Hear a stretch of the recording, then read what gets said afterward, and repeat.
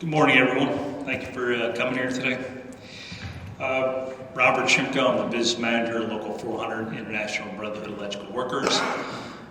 My jurisdiction is Monmouth and Ocean County in New Jersey. There are 6 IBEW locals in the state of New Jersey. We represent over 10,000 members. The 6 construction locals handle all inside construction. We do anything from residential housing to nuclear power plants, whether it was down at Salem, Hope Creek, or now Oyster Creek, which we are demobilizing as we speak. IBEW has, we are very politically active. We have 1 U.S. congressman, we have a New Jersey state senator, and we have 3 assembly persons that are all active members as we speak. We are very active, trying to create laws to help out green energy. We are a big proponent of all green energy. We will be constructing the wind if it ever does come to fruition in New Jersey. We are big solar developers and constructors. We do most of the large-scale solar projects, whether it's ground mount, canopy systems, or roof. We are at the forefront of all technologies with training to our members. When you do hire our contractors for the construction portion of it, you can be rest assured that that electrician that you are hiring is going to be well capable of handling any type of technology that's out there today. So I get the distinct pleasure today of introducing Ed Gray. He's been 34 years with PSE&G. He's the Senior Director, Asset Strategy, Tech, and Systems. He directs our organization responsible for interconnections, system designs, and equipment standards. Everybody, Ed Gray. Thank you. Okay, so I apologize, I don't have a presentation, but after looking at Paul's and Richard's, it probably wouldn't have been that impressed with it anyway. As said, I'm 34 years at PSE&G. To give you a little more context for stuff that I've done with the solar and grid interconnection, I did run our interconnection process for solar from 2007 to 2012. I was involved in initial Solar for All program, is where I first met Lyle. As far as other grid type of programs and whatnot, I've been involved in Energy Strong 1, Energy Strong 2, and our current Infrastructure Advancement Program, which is active today. So a lot of, I know a little bit about a lot. That's kind of where I place myself in terms of where I am at PSE&G. So, and more fundamentally, my team does do all these interconnection standards. So to the extent that you've had a good experience, I'm happy to hear it. To the extent that you haven't, I'm still willing to hear it. How's that? So, So kind of start off, I think we definitely support, and I think I'll reflect what Paul and Lyle start off with. We definitely need to look at grid modernization and change how we do that today, what are the policies that are needed in place to make all this happen, because there's a lot going on in the industry. We're happy to be committed to be part of that conversation. So, but I want to start off with a couple kind of fundamental, things we need to think about as we do that, right? Because I'm going to give a perspective that's not just about solar connection, but what's going on in the whole industry, what the utilities are trying to deal with. So there's 6 items. One is we do have to keep our eye on greater resilience for all hazards, for climate change, all those things. We've happily not had a repeat of Hurricane Sandy, but time makes it fonder. We keep our eye on that, right? Because those things can be changing as we go. We see that with storms and whatnot. So just something we just need to consider as we look at forward. Improve reliability. So electricity has become much more important to most people. If we think about if transportation now is going to become something that you do at your fuel at your house, that reliability is a little more important than even it was, say, 10 years ago. Also working from home, we've got goals for electrification and whatnot. So the more heat is electric, whatnot, all these things. So reliability, a key item we need to keep an eye on, again, as we think about how we want to change rules and make things happen. Another thing is security. Lots of great ideas in terms of what we can do with control and whatnot. These are all electronics, so we got to think about cybersecurity and why that's a huge issue for us in the utility. But as we expand it, we get it out. How do we think about cybersecurity as we move forward? Also, physical security. We've heard some of the You've heard about some of the things in North Carolina and other areas. Those are things we need to just keep in mind as well. Obviously, affordability, customers, we have to keep customers at the center of what we're trying to do. So all this has to fit into the context of what customers can afford to pay. Also, flexibility. So we need to have a grid that's flexible enough to integrate DERs and solar. We also have to be able to take in these loads for EVs and other things, and all the things that go along with like the state goals. We need to be able to have a grid that's flexible enough to manage that. And last but not least is obviously sustainability, right? We're here, the grid is a key component to achieving goals for renewables, clean energy. So all those, obviously one of the key pillars. Those are the 6 pillars, I think, as we think about things moving forward. So we're committed to do that. We kind of do it on a day-to-day basis, but we'll talk about some more ways that we might want to, things we want to look at. Because the grid is clearly an enabler for this, right? It's, and I consider the work that you do part of the grid as well. It's not just the utilities have a part to play, but we all have a part to play. So working together to kind of meet those goals is what we're going to have to do, and we look forward to it. So fundamentally, though, I just want just 2 seconds. PSE&G has about 1,400 megawatts of DER and solar on the system today, about 70,000 installations. So we think we've been a big proponent of it. But we also know that there's a lot more that needs to be done, right? And if we look at the goals, that's good, but you need to do a lot more. So that's why this whole idea of grid modernization, this discussion is, I think, timely. But if we look at what's also going on, is electrification and electric vehicles. So to give some context for what we're seeing, over 50% of our service requests in 2023 were either for solar interconnection or EV charging. So the traditional, I'm going to have a new building, I find it in service, that's less than half of what we do on an annual basis. And if you think about it, EV charging didn't exist as like a real thing of numbers 3 years ago, right? So these are the things that we see. So we've got the desire for renewable energy, and we also have desire for more electrification, which will drive other things. So that being said, I think there's 2 overarching principles that want to guide our policy discussions as we move forward. And one is integrated distribution planning, where we need to consider aligned with the RTO level issues, right? We have to get aligned with the RTOs. It cannot be, we've got a distribution plan and got a transmission plan and they're disconnected. So we'll get to that a little bit. And also, how do we set up the right state regulatory and rate rec mechanisms that incent what we're trying to achieve, and with all those other considerations, right? It's complex too. I think Paul highlighted it's not easy. There's a lot of players and there's a lot of things, and if you look at it in one isolation, it seems easy what the answers are. It's when you try to put it all together, it gets complex. So I'll get a little more of that in a minute. So starting with the planning reforms and coordination with the RTOs. So it's important that we collaborate not only with the utilities and the RTOs, but also the state goals, right? How do we work, and for us, obviously, that's PJM, and how do we consider that as we go? Because those 2 things are connected. Transmission planning and distribution planning are connected, because there are multiple things that are impacting both of these. One is obviously the increased renewables and DER resources, EV charging. We also have a thing that's really coming on now, which are these large point loads for data centers.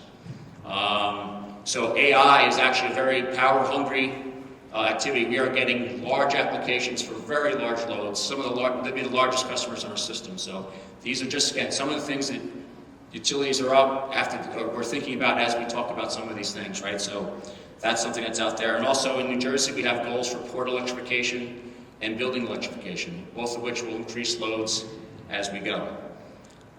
So better forecasting alignment with the RTOs, we'll have a better integrated plan and whatnot. And we've had a little bit of success with that. We've been working with PJM to kind of consider these things that are coming quickly, and maybe adjust some forecasts, but we got more work to do in that case, and look forward to working with the state as well, because some of these things we're going to try to meet with renewables and whatnot as well, right? It's not just a bill. But the one thing just might be counterintuitive, but if the grid expands to support these new electric loads, it also expands the capability to absorb more renewables, right? A new substation to support load also enables a significant amount of new PV in the area. So, These are not independent. There's a nice Venn diagram that everybody can kind of get around. So those are conversations we want to have as we talk about the program moving forward. And now this is more at a macro level, but it is, again, something that we need to talk about, especially when we're talking about the RTOs. We need to be discussing more timely address generation retirements. It might not seem like a lot, but a generator on the PJM system has a 12-month notice that they can drop and stop providing power.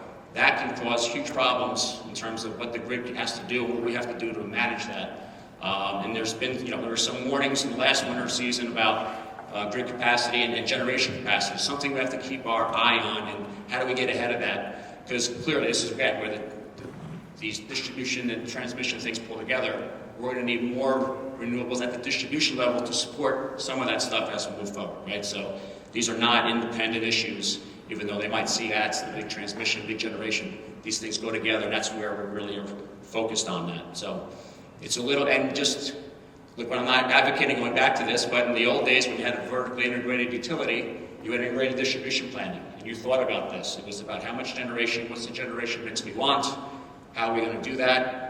I'm not advocating we go back to that, but we are separated now, right? So, but how do we work with that, and how do we take, that might be a way to think about how we move forward with the RTOs in terms of how to, go back to that model, at least conceptually, maybe not, organizationally, but conceptually, how do we think about this stuff?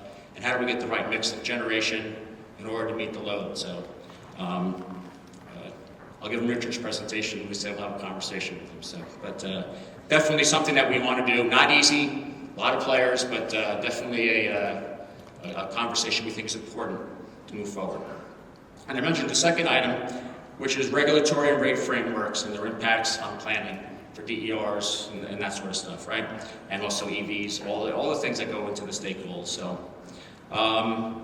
So again, from a utility perspective, we need to treat everybody equally and fairly, right? So rates and rules define how we operate. And having done all the solar connection work and even new service requests, we're always getting, why does it have to be this way? Why does it good? That's the way the regulatory construct works. I can't help you. It's not my role to change the rules for you. So that's why the goal of the discussions of grid modernization are super important. But I will just, to highlight back, I have seen a regulatory mechanism, I'll give you an example of a regulatory mechanism that everyone here is probably familiar with, that really achieved what it wanted to do. Not I'm advocating this one as an example. I was doing solar connections from 2007, 2012. SFERC prices were there to encourage solar, and it spun up a whole industry. You guys know better than me, right? But it definitely was a good time to be in this industry and did what the goal was, which is to get solar onto the system in significant amounts. I'm not advocating that as how we go about doing that going forward, but it's a good example of how a policy and a rate mechanism can drive the results that we want, right? A lot of easier said than done, but just in my experience, I've seen it. So I'm looking forward to maybe figuring that out as we move forward as an organization, as a group. So again, that'll be a key item for us. So some future considerations may be more utility centric, but again, I'll just put them out there. It's just for consideration. So can we do more things to execute including things for forecast test year, multi-year planning? Generally, we kind of spend the capital and go and get go to a rate case every 4 years, which are things that we can do to change that model so we can get ahead of it. One of the things you can picture, if we look at the goals that we want to achieve in terms of electrification and whatnot, we need to get ahead of what we're doing, not be reactive to what's being asked, which is kind of the current model in some ways. Can we be proactive in building in areas to support more DERs, more electrification, whatever that is, even in advance of those people coming in, right? Because right now it's, okay, the service request comes in, okay, well, I don't have anything in that area. It might take a while to get, and this has been exacerbated by some of the supply chain issues that we've seen across the industry. Things take a long time to get. So, those are just, again, frameworks that we should be at least considering and discussing. And same thing with extension of service policy, whether it's solar or new service. Right now, it's a causation type of model, which is fair. I mean, it's fair to that, you know, people want something, they're paying for that, but if there's goals, that does discourage at times certain types of jobs and certain things, which probably not news to everybody here, right? There's certain things that if I got to pay for all this interconnection, it costs too much for me. We should at least think about and discuss, are there certain things that we want to incent and there's enough public benefit? Is there some kind of offset there? Again, just something we want to think about, because if you can do some of that, you'll get more of what you're looking for. Again, just things for consideration as we think about rate and regulatory activities moving forward. So just to kind of summarize, so again, our overarching goals for planning and grid modernization have been and will be, and this is, I speak for every utility, I think, when I say this: safe, reliable, affordable, right? And also working towards state goals. Those, because without being safe and reliable, right, and affordable, nothing happens. All the goals are, we can put them out the window, and that's sort of the, so that's kind of our goals. And when we talk about things, we're not, you know, we might be saying we don't think this is appropriate. It's not because we don't think, it's more because if it's not going to be safe and reliable, we can't, you know, we can't support it, because that's our business. You know, we 365, 24/7, everybody expects the lights to be on, and that's what we strive for. So how can we, so that's one of our goals and things we need to, that we'll be looking at. So with more solar, increasing EVs, DERs, building electrification is expected, we definitely, like I said, just again, I'm summarizing, we definitely see the need for grid modernization. The system is changing, and I want to kind of highlight, like, the EV revolution. EV, what we're seeing is sort of like, I had a recent retiree tell me this when we were talking about it. EVs are like air conditioning in the 50s and 60s. You base that a bunch of homes with like very low loads, and all of a sudden they're all put in air conditioners. So all of a sudden it's not like there's not a new building. Where's all this load coming from? That's really what EV looks like for us, and it's really a challenge because we don't know where they're going to go. You know, we can do studies and we can check it, but that's one of our challenges. And to put some of it in context, a level 2 charger probably comes in around 10 kW. A decent sized house, a good sized house, probably maxes out about 5-6 kW. So you're talking about adding 2 homes, right? So those are some of the rate mechanisms we want to talk about. Like, they all charge at 4 o'clock in the afternoon. You know, on the Friday before Memorial Day weekend, it's a challenge, right? So that's just, so we want to look at that as we move forward as well. So, and I already mentioned RTOs, right? And how do we have good conversations about rate and regulatory mechanisms to make sure that we're achieving the goals that we're looking to get, state goals, but also keeping that system safe and reliable. So I appreciate the opportunity to kind of go through this and talk and give you utility perspective. Looking forward to maybe some questions here. So, but again, thank you very much, and we'll talk to you later. Thanks.